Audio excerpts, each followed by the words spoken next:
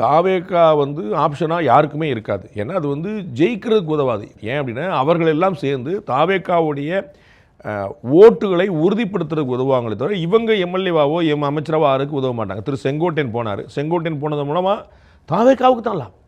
தாவேகா பலப்பட்டு தான் நினச்சிங்க. செங்கோட்டையன் பலம் பெற்றார்னு நினச்சிங்களா? அப்போ செங்கோட்டையனுக்கு அடிச்சதுப்பா யோகம். இனிமேல் அவர் அமைச்சராகிறது யாரும் தடுக்க முடியாது. அப்படி யாராவது வச்சாங்களா? தாவேகாவுக்கு பலம் குடிச்சாங்க. ஸோ தாவேகா சின்ன கட்சியாக இருந்துச்சு, வளர்ந்து கொண்டே இருக்குது அப்படிங்கிறதுக்கு திரு செங்கோட்டையனுடைய பயணம் உதவிச்சு. அவர் பாதை மாறினது உதவிச்சு. அப்போ ஆனால் இப்போ இவங்க ஓபிஎஸ் அங்கே அலைன்ஸ் போகிறார். அது திரும்ப தாவேகா அலைன்ஸ் ஸ்ட்ராங்காக இருக்கணும். ஸோ தாவேகாவுக்கு தான் 4 மினிட்ஸ் இது ஹெல்ப் பண்ணுமே தவிர திரு ஓபிஎஸ்க்கு எந்த மாதிரி ஹெல்ப் பண்ணும்? அதை பார்க்கணும்ல. எனக்கு லாபம் இல்லாமல் தாவேக்கா வளர்த்துறதுக்கு நான் ஏன் யோசிப்பேன்? அப்படி தானே ஒருத்தர் யோசிப்பாங்க.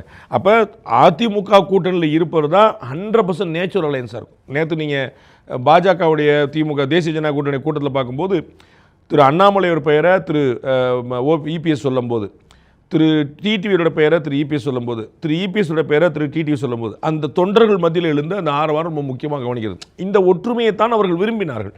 நாம் விரும்பினது ஒன்று நடக்குதுன்னா அப்போ உத்தரவாதம் வெற்றி அப்படின்னு நினைக்கிறாங்க. அப்போ இதுதான் அவங்களுக்கு திரு ஓபிஎஸ் கணக்குலையும் சரி. திரு ஓபிஎஸ் உள்ள வந்தாருன்னா ஆல் ஹாப்பி. அப்பாடா நம்ம எல்லாம் ஒருங்கிணைந்த அதிமுகன்னு சொல்லிகிட்டே இருந்தோம். ஒரிஜினலாக ஒருங்கிணைந்த அதிமுக வந்துருச்சு அப்படிங்கிற